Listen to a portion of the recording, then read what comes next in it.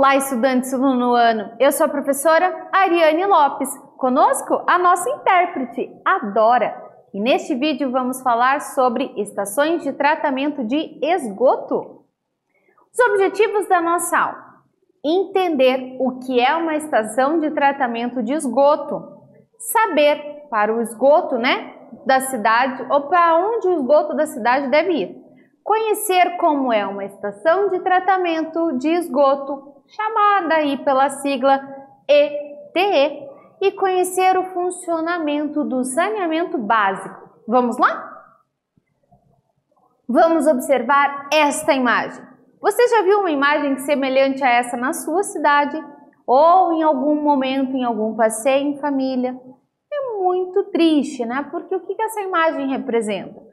Aqui, despejando esse esgoto todo aqui no rio. A gente não tem como saber através dessa imagem se esse esgoto que está sendo lançado ali, ele já passou por um tratamento ou não. Se ele está vindo ali sem tratamento algum das casas próximas, de alguma indústria, sendo despejado sem nenhum tratamento ali no rio. Então não tem como a gente ter muita certeza através dessa imagem, mas provavelmente é uma imagem de um esgoto que não foi tratado, até pela coloração, de um esgoto que não foi tratado. Após o uso nas casas, nas indústrias e na agricultura, a água se torna totalmente imprópria para o consumo. Não tem como eu usar uma água que já foi utilizada para tomar banho de novo. Se você tomou banho para se limpar, você vai usar a mesma água? Não tem como, pessoal? Então, ela fica totalmente imprópria para o consumo. Sendo assim, ela precisa ser o quê? Descartada. Exatamente. Essas águas descartadas, elas são chamadas de águas residuais ou esgotos. Então, águas residuais ou esgotos, ambos os nomes é para falar sobre água imprópria para o consumo. Vamos então à nossa primeira atividade. Águas residuais, vulgarmente denominadas de esgoto, é o termo usado para as águas que, após a utilização humana, apresentam as suas características naturais alteradas. Para onde o esgoto de nossa casa deveria ir? Para onde? Vocês sabem responder? Um tempinho para vocês responderem.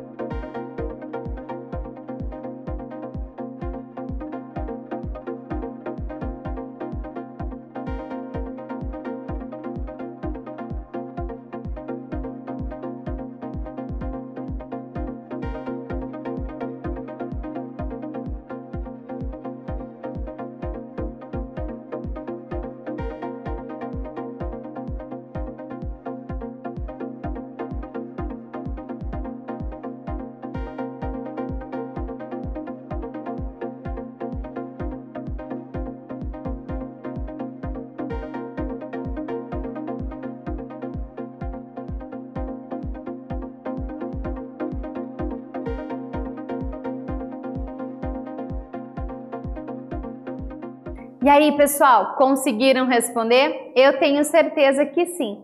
Então, ele fala da questão das águas residuais, que a gente pode também chamar de esgoto, né, vulgarmente. E ele pergunta para onde o esgoto da nossa casa deveria ir. Então, vamos lá, pega os seus cadernos e respondam. A rede de esgoto deve ir para uma rede coletora de esgoto. A mesma é construída pelo emprego de um conjunto complexo de condutos interligados por meio de singularidades chamados de postos de visita. Esta rede é implantada em ruas, avenidas e locais de servidão, captando esgoto sanitário de residências e indústrias.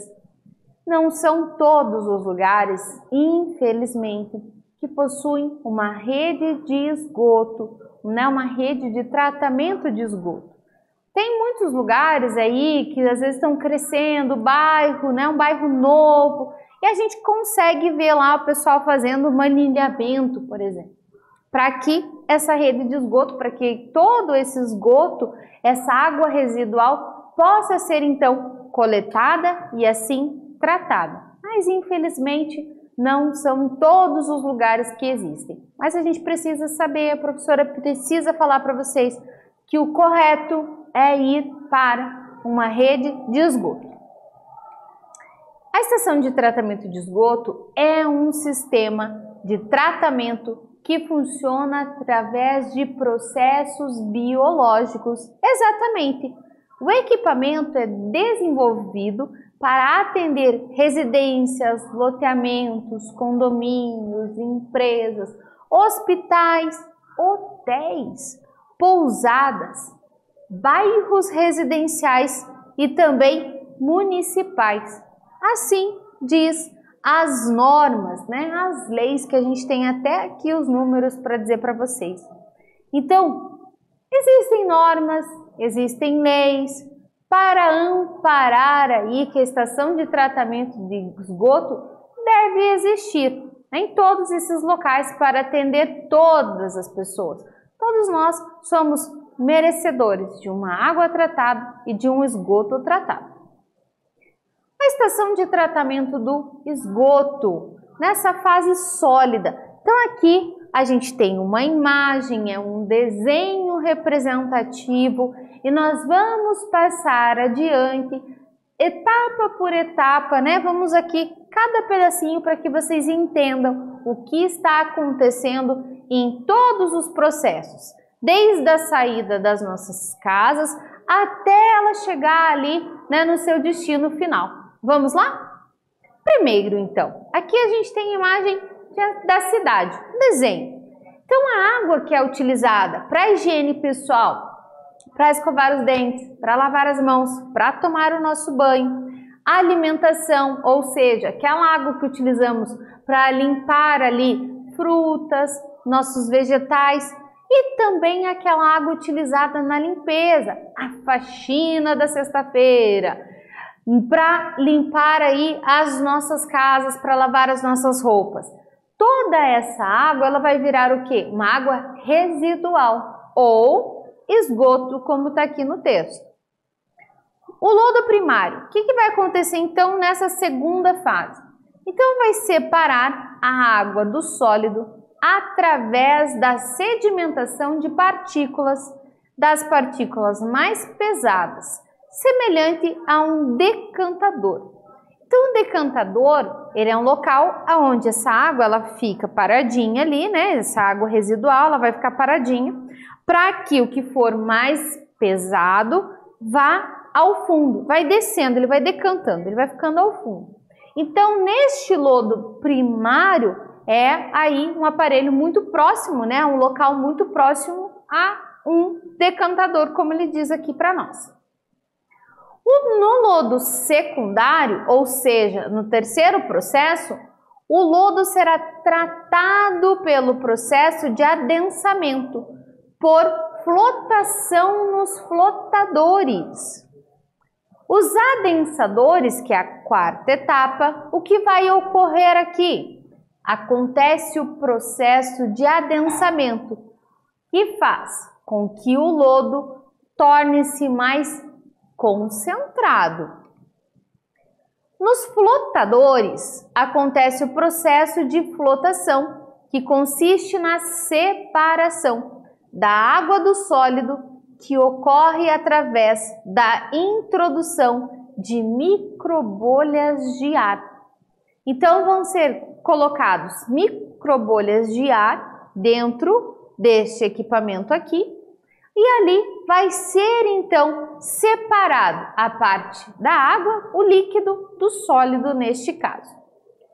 Na parte 6, aqui são os digestores. Ali nos digestores tem micro-organismos. Esses micro-organismos, aqueles bem pequenininhos que a gente não enxerga, eles degradam então a matéria orgânica que está presente nesse lodo.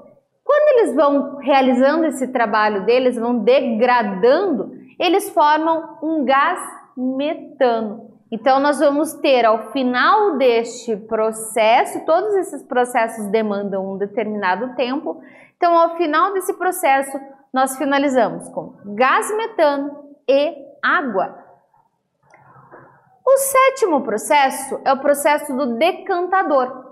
O sólido restante vai para o fundo. Como a professora explicou como funciona o decantador. Então, aquilo fica parado e o que for mais pesado, as partículas mais pesadas vão ficando ao fundo. E o que for mais leve fica para cima. A parte líquida já está 90%. Olha que coisa boa! 90%, né? Retirado aí, ó. As impurezas, sem impurezas, 90%. Olha que beleza! Na oitava etapa é a etapa da esteira. E aqui a gente tem a esteira e as tortas para o aterro sanitário. Opa! Que é isso, professora? Então vamos lá. O lodo é armazenado e desidratado para ser disposto num aterro sanitário. Lembram em etapas anteriores que a professora falou que tem a separação do sólido e do líquido? Exatamente. Então, o que ficou de sólido vai virar uma torta. Isso. E esse lodo ele vai ser desidratado e vai então para um aterro sanitário. Esta parte do lodo vai ali para um aterro sanitário. Vamos então à nossa segunda atividade. A estação de tratamento de esgoto conta com a presença de micro-organismos que degradam a matéria orgânica, formando-a em outro produto. Tratam-se de duas substâncias compostas.